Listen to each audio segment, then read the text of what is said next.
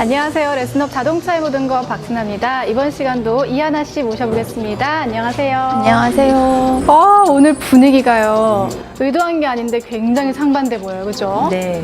CF 찍는 것 같아요.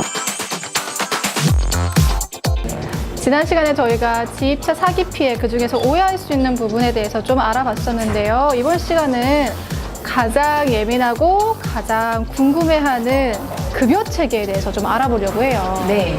근데 사실 지난주에 완제라는 단어를 쓰셨거든요. 완제가 뭔가요?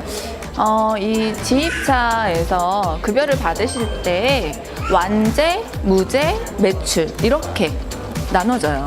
크게 세 가지로. 네. 완제, 무제, 매출. 근데 이제 완제는 정해진 급여가 있는 거예요. 보통은 5톤 이하급들에서 많이 일어나는 형태고요. 이제 출근 시간, 퇴근 시간, 고정거래처. 뭐 이제 내가 몇 군데를 배송을 나가야 되는지 그런 것까지 다 나와 있는 일머리들이 많죠. 그러니까 완제는 정해진 일과 정해진 급여를 받으시는 체계라고 보시면 돼요. 그렇군요. 네. 그리고 무제는 기름값과 톨비인가 경비를 다 포함해서 통으로 드리는 거예요. 그러니까 완제와 무제의 차이점은 일머리도 같고 다 같지만 경비를 따로 주느냐 포함해서 주느냐 그거의 차이인 거고요. 매출은 저희가 이제 전편에서 말씀드렸다시피 열심히만 하면 내가 한 만큼 내가 뛴 탕만큼 이꼴 탕발이라 그래요. 이꼴 탕발이. 네, 뭐 전문 용어인데 네, 매출은 그렇죠. 근데 제가 궁금한 건요. 보통 지입차 하시는 분들은 다 개인 사업, 그러니까 사업자신 거잖아요. 근데 월급을 받는다 이 개념 자체가 조금 이해가 안 가거든요. 이제 완제는 정해진 급여가 있는 대신에, 그러니까 초보자분들이 완제를 많이 하고 싶어 하세요. 그 위험 이유는 부담을 좀 덜 덜다는 예, 거죠. 그러니까 일이 있건 없건 그 약속된 급여를 받으실 수 있는 일이기 때문에 혹여나 일이 없어서 내가 차를 쉬었어요. 그건 이제 회사의 문제지 내 문제는 아닌 거죠. 차가 쉬었는데도 불구하고 나는 그 돈을 받을 수가 있어요. 대신에 일을 더 많이 한다고 하더라도 그 이상은 못 받죠. 네. 그렇군요. 네. 근데 언뜻 생각하면 위험 부담을 좀 감수하고 그냥 완제를 하는 게 가장 좋을 것 같다라는 제 생각은 지금은 그렇게, 그러니까 얇은 생각이지만 그렇게 생각이 드는데 다 그렇지는 않나 봐요. 안정적이긴 해요, 완제가. 하지만 이제 완제 일을 오래 하시다 보면 매출을 타는 똑같은 차량인데 매출과 완제를 비교했을 때 매출보다 일감이 더 많은 경우들이 있어요. 그러니까 장단점이 있네요. 아무래도 금융권을 좀 이용하지 않고 나는 그래도 좀 안정적인 게 좀 더 좋다라고 하신다면 완제를 선택하시는 경우가 더 많고, 난 정말 내가 열심히 일할 거고 일한 만큼 난 더 많이 이제 벌고 싶다, 뭐 그런 의지가 있으신 분이라면 또 매출제가 그렇죠. 좋을 매출이 수 좋죠. 있고요. 그런 장단점이 있네요.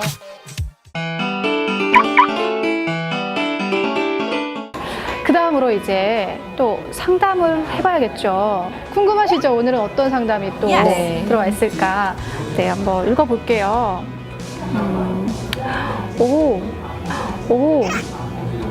40대 중반이래요. 한참 이제 정말 일을 많이 하실 나이죠. 그렇죠? 근데 애국자세요. 자식이 셋이나 있으시대요. 세 아이의 아빠인데 와우. 또 굉장히 성격이 꼼꼼하신가 봐요. 이미 지입차를 알아보신 지가 1년 정도가 되셨대요.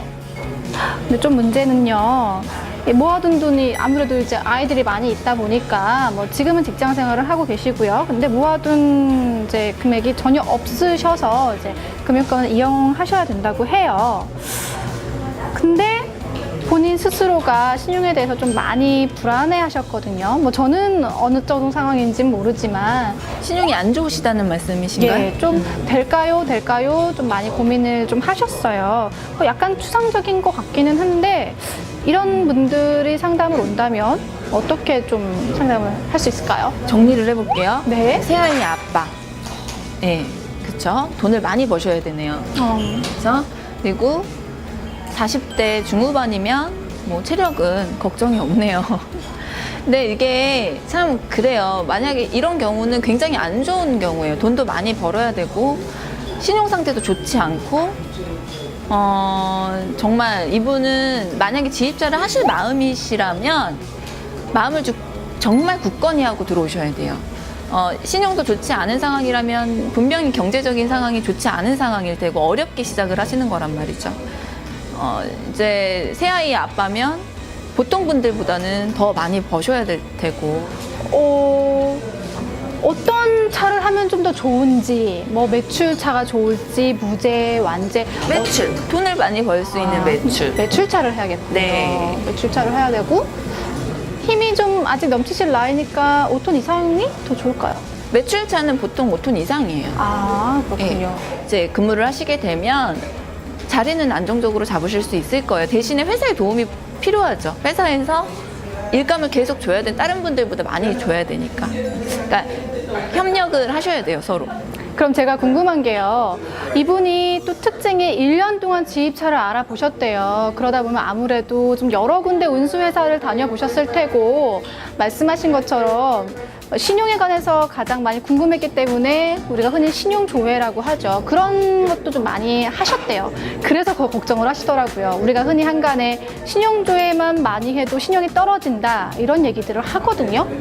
그게 기준이요. 뭐 정확하게 알아보시려고 한다면 금융사에 알아보시는 게 가장 정확하기는 해요. 그게 끝나는 게 아니고 한 달 정도가 지나면 다시 원상태가 되죠.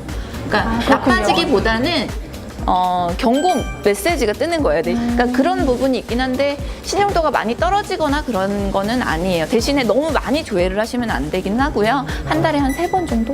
까지는 네. 그래도 괜찮다. 더 정확한 건 금융사에 뭐 이제 협조를 받는 게 가장 정확하긴 하지만 우리가 생각하는 것처럼 한 번, 두 번 했다고 막 신용도가 확 떨어지거나 그렇진 않다고 그러니까 합니다. 조회 개념이 가조회라고들 많이 설명들을 하세요. 근데 금융권에서 가조회라는 단어가 아예 없어요. 아, 그분들한테는. 그냥 조회는 조회군요. 조회예요. 아. 조회는 조회인데 그 조회를 했을 때 승인을 내는 게 아니고 그냥 말 그대로 조회만 하는 거거든요. 그러니까 승인을 그러니까 금액, 이분이 대출이 가능하다라고 가승인이 난 상태에서 만약에 신용도가 좀 안 좋으신 분들이 그 사이에 뭐 카드론 대출이라든지 뭐 이제 개인적으로 뭐 연체가 있다든지 뭐 핸드폰 값을 내지 않았다라든지 이러면 그 사이에 신용도가 뚝 떨어져 있어요. 오히려 중요한 건 그거군요. 네. 그러니까 어렵게 이제 가승인이 난 상태에서 일만 시작되면 되는데 그 사이에 이제 가승인이 승인이라고 이제 생각을 하고 대출을 받는다든지 연체가 된다든지 그런 일이 있으면 오히려 정식 승인이 안 날 수도 있다는 거예요. 막상 일을 해야 되는데 대출이 안 일어나는 경우들이 있어요. 그런 경우는 그걸 가장 중요하게 네. 알고 있어야겠네요. 그럼 정리를 좀 해봐야 되겠네요. 새아이의 아빠인 이 40대 중반의 상담자분께서는요, 돈을 정말 많이 버셔야 돼요. 애국자는 맞지만 또 아이들이 이제 쑥쑥쑥 자라나는 나이기 때문에 이왕이면 매출제 차를 5톤 이상 하시는 게 좋을 것 같고요. 대신 가장 중요한 게 이제 신용적인 부분이었기 때문에 회사들을 좀 잘 알아보시면서 본인의 상황을 최대한 정확하게 상담을 하시고요. 그리고 만약에 가능하신다면 가능한 상태에서 정말로 일이 딱 시작되기 전까지는 가장 중요한 게 신용이었기 때문에 아무래도 이제 신용적인 부분에서 조금은 더 신경을 쓰시는 게 저희가 드릴 수 있는 최대선의 말인 것 같아요. 맞습니다. 그렇죠. 네, 이번 시간도 저희가요, 이제 급여 체계에 대해서 좀 알아봤고요. 정말 좀 몰랐던 상담 사례에 대해서도 좀 알아봤어요. 네. 그렇죠? 즐거운 시간이었어요. 네, 궁금한 사항이 있으면 시선뉴스 홈페이지에 글 남겨주세요. 네. 연락 주셔도 됩니다. 저희는 네. 다음 시간에 또 찾아뵐게요. 안녕.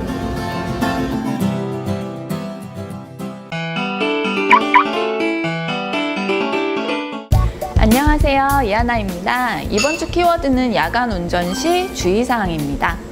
야간에는 음주운전과 가속이 낮에 비해 많이 발생하기 때문에 더욱더 주의를 많이 기울여야 돼요.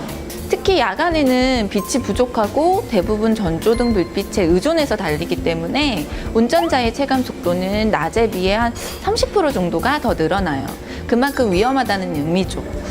야간 운전 시 주의사항 첫 번째는 골목 교차로나 큰 도로 교차로에서는 이제 서로 자신의 위치와 존재를 알리기 위해서 깜빡이를 킨다든지 뭐 클락션을 가끔 울려주는 것이 좋아요. 두 번째는 차량 실내를 어둡게 하는 거예요.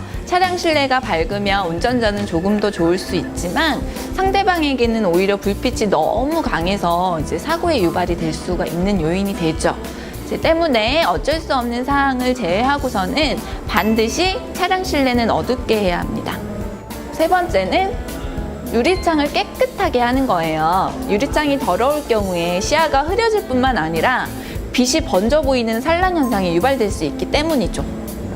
야간 운전할 때 주의점, 쉬운 일인 것 같지만 평소 적응되지 않으면 실천하기가 굉장히 어려운데요.